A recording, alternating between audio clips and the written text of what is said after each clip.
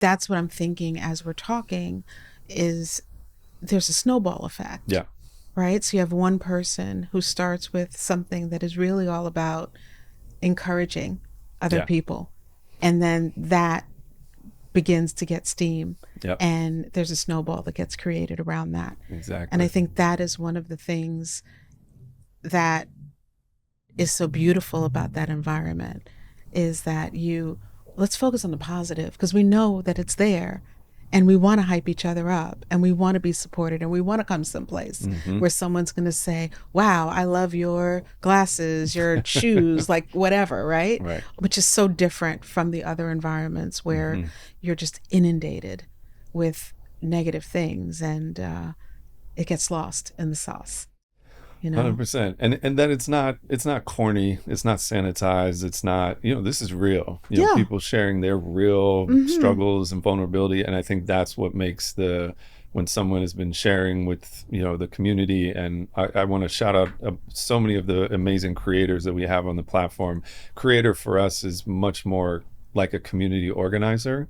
So we have a subsection of Spill called groups, and that's where you can create your own community around whatever interests. And there's this amazing woman named Bless Roxwell. She was actually at the fashion show. Okay. We invited her down, and she's a licensed therapist, and she's been hosting. We have a live event function called a tea party. She does this mentality party, or I think it's now clarity. Okay. And it's just all about mental health and wellness and tools that the community can use to deal with what's going on in their lives. And she has been doing this for well over 18 months, just out of the passion of her heart. And it means so much to the community. Absolutely. And now that group, the mentality group, I think is like in the thousands, of people that have joined this thing. And it's amazing. And again, this is just the power of these types of tools. When we put it in the hands of our community, amazing things are possible. Yeah. And you're doing different things for content creators on this platform then. Can you tell us a little bit about that? Yeah. So the first thing, I think the professionalization of the creator economy has been really interesting over the past 5 years, right? So you have, the legacy platforms who, I'll speak about Twitter because it's the one I knew best, never had a creator platform as in like you could earn money for being very good at Twitter. It was almost non-existent. And so things like Black Twitter that decided what was cool, right? And made shows like Scandal and Insecure and all these other things like incredibly valuable. Those voices, you didn't even know who they were half the time, right? And so we really saw that issue, and then we saw the other things kind of coming up with like Patreon and some of that stuff. We're like, okay, what's a happy medium? What's missing there? And I think what we've really started to see is anybody who is creating not just hey, here's my makeup tutorial, right? And then you can buy this product, which is fine, but actually a space for other people to gather, right? Saying, hey, are you interested in food? We have a great creator named Kitchen Ebonics.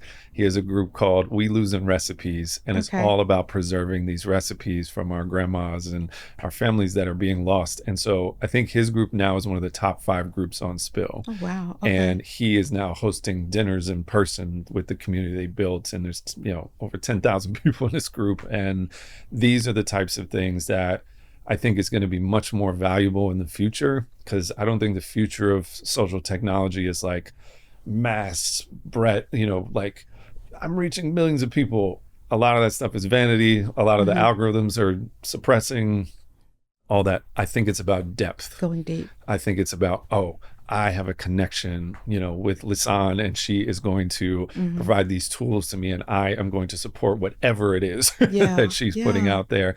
And I met a bunch of other cool people who love her as well, right? And I think that's going to be the real power. It's what we're seeing anyway that people are doing. And I think that that's also a life, some guidance for people. Like we're spread so thin. Totally. We're in so many different places. Totally. Where the real filling up happens when you narrow things down. Get rid of the things that don't feed you. Get rid of the things. If you feel crappy, get out of it. 100%. Don't be there, right? And just go deep and narrow.